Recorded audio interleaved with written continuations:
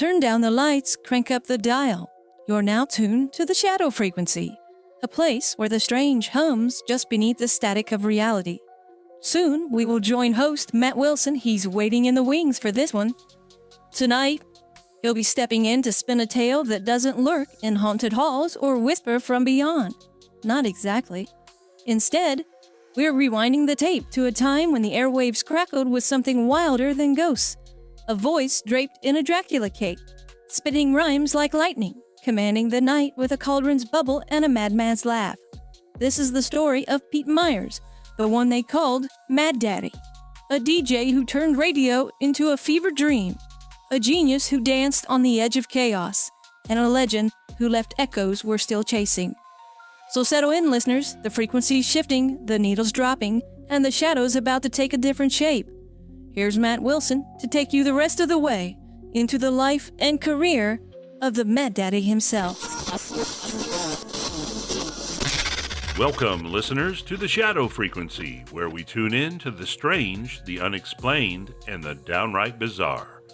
I'm your host, Matt Wilson, and usually we're diving deep into the shadows of the paranormal, ghosts, cryptids, things that go bump in the night. But today we're stepping outside those haunted frequencies for something a little different, yet no less wild. We're turning the dial back to the late 1950s and early 60s to a man who ruled the airwaves with a voice that could make your spine tingle and your head spin. His name? Pete Myers, but you might know him better as Mad Daddy. Off we go with the wavy gravy jars to visit Grandma up on Mars.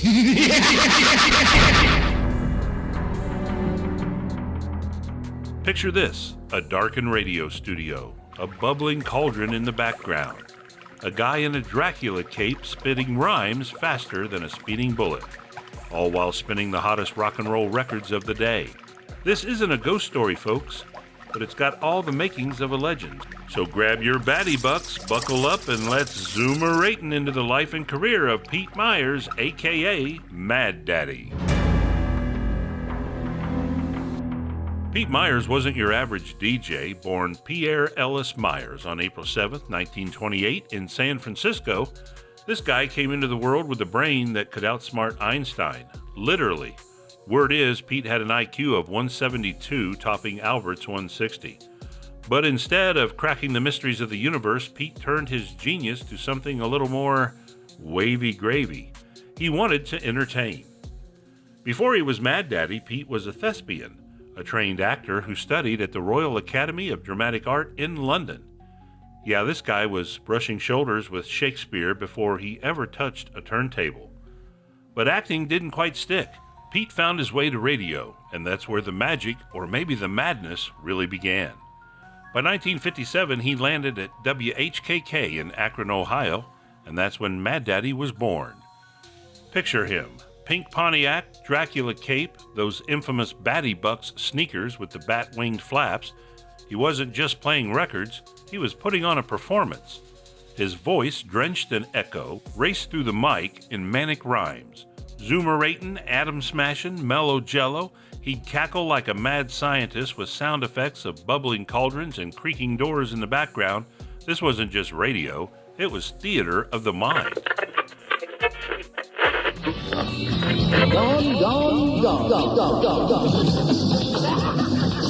Mad Daddy back with you, frantic chums. You know it is the official show. You can tell by the sound of my drum. Yeah, absolutely, it's definitely me, and the time on the tower is 10:03. Take your daddy's advice now and turn the lights down low. Upcoming something nice on the Monday show.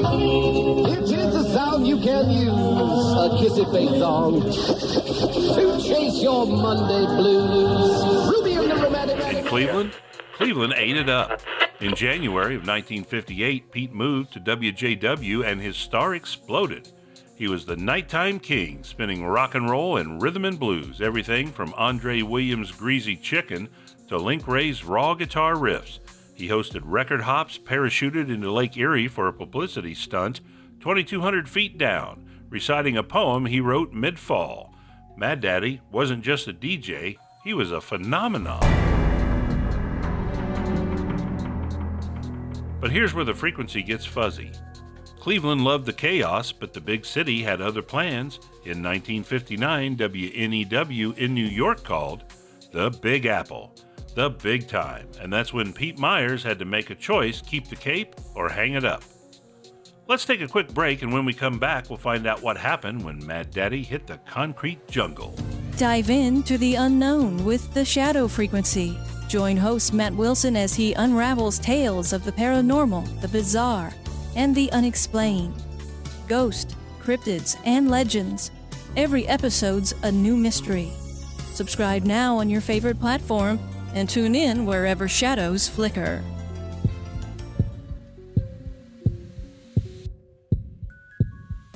Welcome back to the Shadow Frequency. We left off with Pete Myers, the Mad Daddy, riding high in Cleveland, cape flowing, rhymes flying, the airwaves, his playground. But in July 1959, he made the leap to WNEW in New York, and folks, this is where the signal starts to crackle. WNEW wasn't a rock and roll station, it was standards, crooners, Frank Sinatra territory. They didn't want Mad Daddy, the rock and roll Pied Piper. They wanted Pete Myers, smooth-talking radio announcer. Pete knew this, but he couldn't resist trying. He convinced the station to give Mad Daddy one shot, an evening slot 8 to midnight on July 4th, 1959. He brought the rhymes, the echo, the whole kit, and caboodle. The response? Immediate. The switchboard lit up with the calls. Letters poured in, not with praise, but with complaints. What was a riot in Cleveland was idiotic in New York. By July 5th, Mad Daddy was gone, and Pete Myers, the polished DJ, took his place. No cape, no cauldron, just a guy playing pop standards for the afternoon crowd. But Pete wasn't done with the madness. In 1963, WINS, another New York station, brought him on, and Mad Daddy roared back to life. He syndicated the show, slipped in some Beatles and Laverne Baker tracks, kept the spark alive. For a minute, it felt like the old days. But rock radio was changing, mellowing out, moving on. WINS went all news in 65, and Mad Daddy's cape got hung up again. Pete returned to WNEW as lovable, laughable Pete Myers, playing easy listening tunes for the 9 to 5 crowd.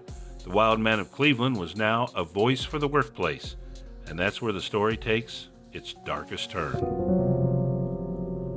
By October 1968, Pete Myers was still at WNEW, but the station shifted him to evenings. October 4th was supposed to be his first night on the new shift. He put on a nice outfit, walked into his Upper East Side apartment bathroom, and picked up an antique 12-gauge shotgun. That night, the Mad Daddy's genius, those 172 IQ points, went silent. He took his own life, leaving behind a legacy as wild as it was tragic. Why'd he do it? We'll never know for sure. Maybe the shift from Cleveland's chaos to New York's constraints broke something in him. Maybe the world moved on from the kind of radio he lived for. Pete was a guy who thrived on the edge, parachuting into lakes, rhyming on the fly, turning broadcasts into performance art.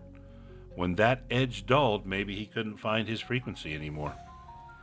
But here's the thing, Mad Daddy didn't fade out completely. His influence echoes in DJs like Wolfman Jack, in Cleveland's own Ghoulardi, even in the punk band The Cramps, who wrote a song about him.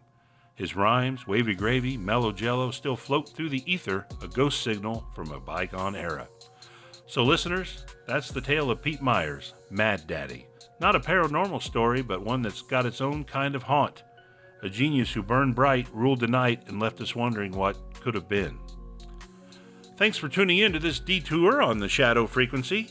Next time, we'll be back into the paranormal deep end. Think shadow figures and unexplained footsteps. Got a story of your own? Hey, hit me up in the comments.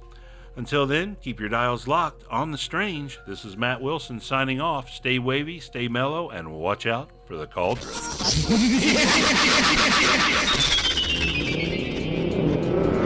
Thanks for riding the airwaves with us on this detour through the wild world of Mad Daddy Pete Myers. I'm not Matt, just a voice from the shadows stepping in to say, we're grateful you tuned in. From his rhyming rain to that final fading signal, it's a story that lingers like static in the night. Matt'll be back next time diving into the paranormal deep end. Something about flickering lights and whispers in the dark. So keep your dial locked on the Shadow Frequency. Stay curious, stay strange, and we'll catch you on the other side.